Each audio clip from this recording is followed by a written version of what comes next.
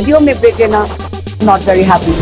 अभी डाउनलोड करें तक ऐप। तो एक तरफ यूपी के प्रवासी मजदूरों के लिए राजस्थान से बसें भेजी जा रही हैं और दूसरी तरफ राजस्थान के ही बिहार के मजदूर फंसे हुए हैं वहां पर, लेकिन उनका आरोप यह है कि उनके लिए कोई इंतजाम ही नहीं है।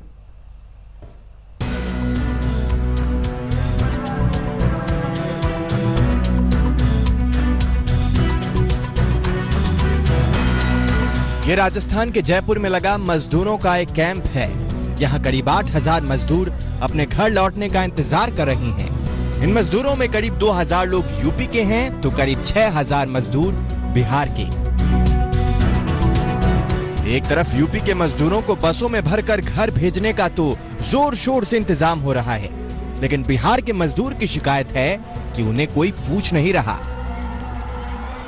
महाराष्ट्र से, गुजरात से, राजस्थान से पैदल चलकर घर के लिए निकले थे बिहारी मजदूर। देखा जा सकता है बिहारी मजदूरों के कितनी बड़ी संख्या है जो यहाँ पर इनको पकड़ कर लाकर रखा गया है स्कूल में, लेकिन ये सब के सब नाराज हैं कि पिछले कई दिनों से यहाँ रह रहे हैं, कोई व्यवस्था नहीं हो रही है घर जाने की। हालांकि ये देखा जा सकता है कि हमको दिखाना चाहिए कि किस तरह से इनको रखा है। यहाँ सोशल डिस्टेंसिंग नाम की कोई चीज नहीं है। लोग एक दूसरे से चिपक कर बैठे हैं, चिपक कर खड़े हैं। सोशल डिस्टेंसिंग को लेकर कोई मैंने नहीं। इनका कहना है कि इतनी कड़ी धूप में इस तरह से तंबू के नीचे लाकर रखा गया है। धूप काफी तेज है, 5-5, 6-6 दिनों से यहाँ पर बैठे हैं, लेकिन बिहार जाने की कोई व्यवस्था नहीं हो पा रही है। कैंप में मजदूरों की स्थिति देखिए। गर्मी के बीच ये महज तंबू में पूरा दिन बिताने को मजबूर हैं। कहीं कोई सोशल डिस्टेंसिंग नहीं। इस बीच खाने की गाड़ी आती है और लोग टूट पड़ते हैं। एक साथ में ऐसे चिपक के बैठना पड़ता है, आप देख ही रहे हैं। चिपक के बैठना पड़ता है। सरकार को इससे कोई मतलब नहीं है कि इससे बीमारी नहीं फैलेगा। बाथरूम भी ऐसा बना दिया, सब पूरा बाथरूम भरा पड़ा हुआ है। आधे रास्ते से पकड़ के वापस लाए, बोला कि हम बस पे आप लोगों को भेजेंगे।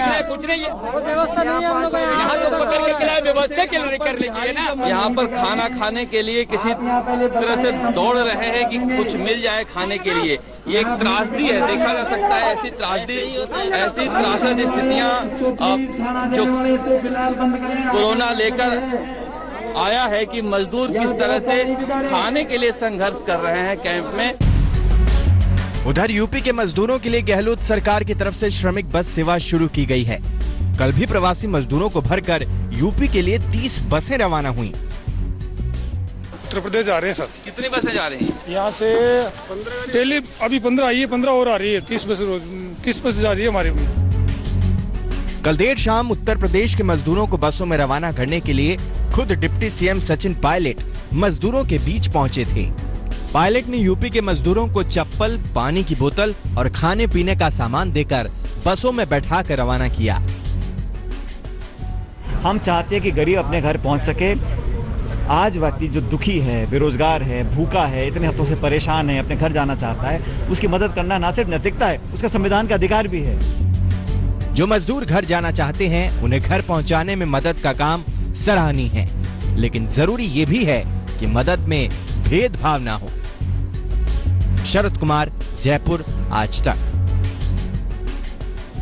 शहर शहर से प्रवासी मजदूर अपने घर लौट रहे हैं। दिल्ली की सड़कों पर ऐसे मजदूरों की भीड़ है जो पैदल ही अपने घर की ओर निकल पड़े हैं। देखिए दिल्ली की सड़कों का हाल।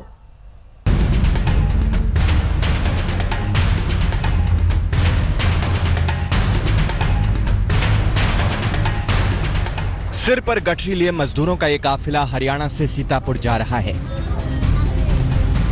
मजदूरों के इस जत्थे में पुरुष हैं तो महिलाएं और बच्चे भी हरियाणा में दिहाड़ी करते थे।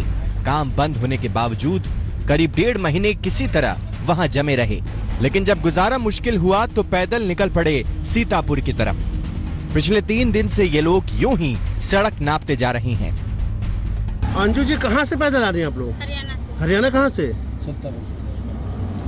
तो इतनी पैदल आ रही, कहाँ जा रही हैं आप लोग? घर जा रहे हैं। घर कहाँ पे है आपका? सीतापुर।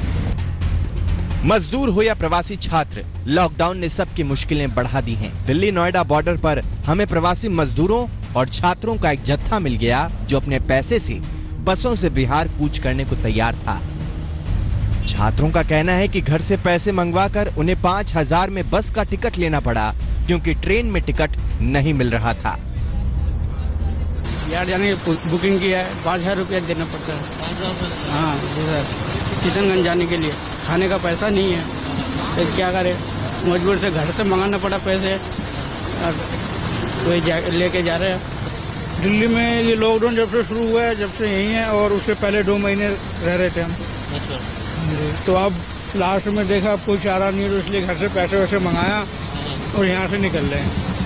हम लोग यहाँ स्टूडेंट हैं, तो हम लोग के पास तो लगभग 54 डेज हो गया, तो जितना भी पैसा था सब खत्म हो गया। उसके बाद ये जो ऑनलाइन रजिस्ट्रेशन करना था वो भी कर चुका हूँ, लेकिन कोई रिस्पॉन्स आ ही नहीं रहा है, इसलिए फिर घर से पैसा मंगा के जाना पड़ा।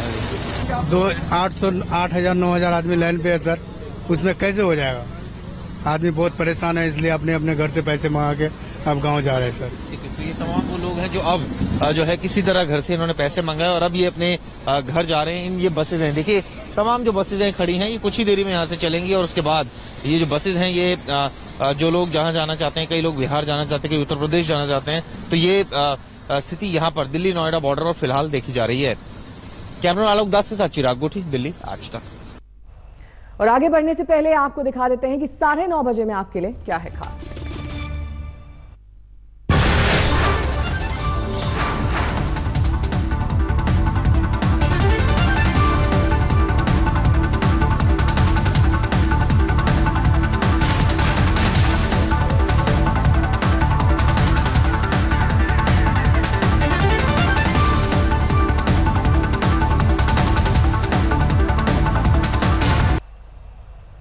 आपदा को अवसर बनाने की कई कहानियां हैं। जब लॉकडाउन में सारी गतिविधियां बंद हो गईं, तो सामान्य था काम छोड़कर इंतजार करना। पर फैशन डिजाइनर मनीष त्रिपाठी ने महामारी के माहौल में मायूसी को मिटाने का नुस्खा निकाला। आम दिनों में भारतीय क्रिकेट टीम समेत कई सेलिब्रिटीज के लिए डिजाइन करने वाले मनीष जीवन की सच्चाई बन रहे मास्क में चटक फैशन को जोड़ रहे हैं। देखिए दिलचस्प रिपोर्ट।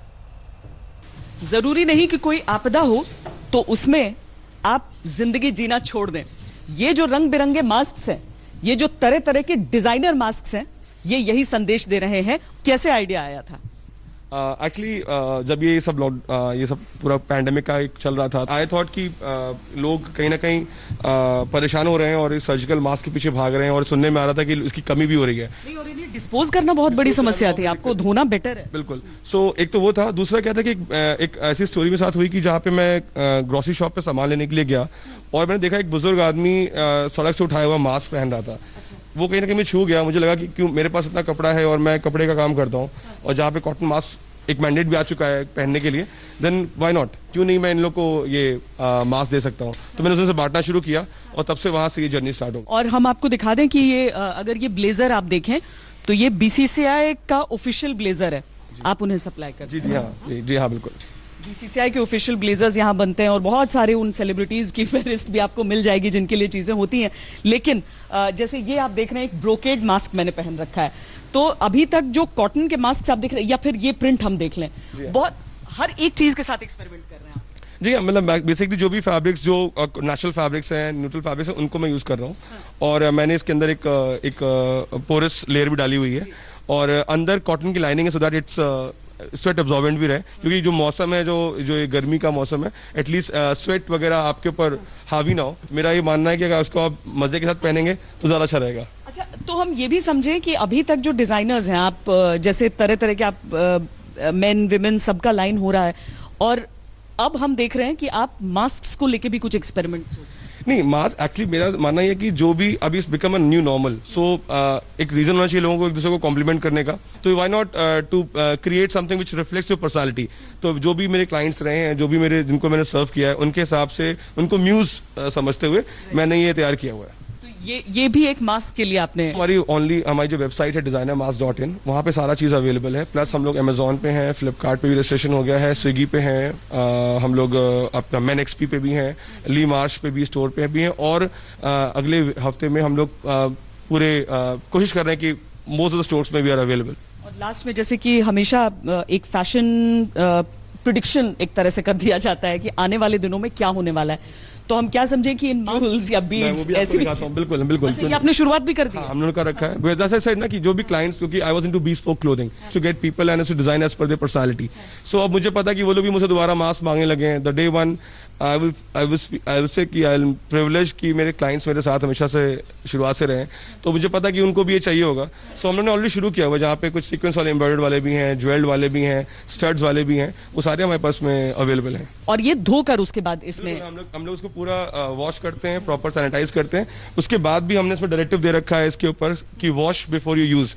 सो दैट्स लाइक आप कोई भी चांस नहीं लेना चाहते कि किसी को भी आप। नमस्कार, मैं हूं अंजना ओम कश्यप। हमें उम्मीद है ये वीडियो आपको पसंद आया होगा।